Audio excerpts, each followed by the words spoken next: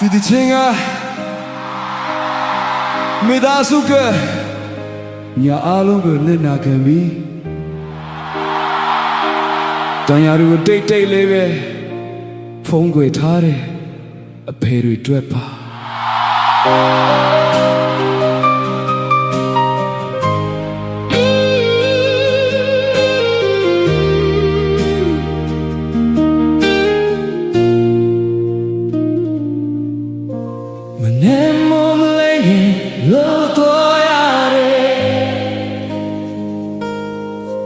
နေဘူးမောရွာလေ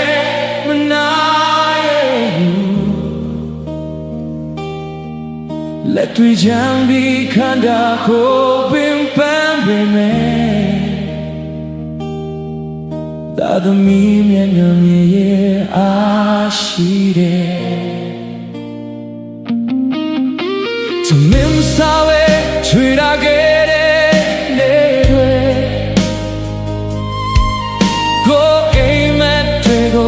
ပြောင်းထားခဲ့တယ်သာသမီနာကလာပါဖို့တွေ့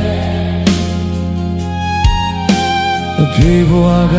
မြဲပိတ်ဆက်နေတယ်နာမသိခဲ့ဘူးမြမချာသူရှိနေတာဝေမျိုးမမီနာစုတွေ့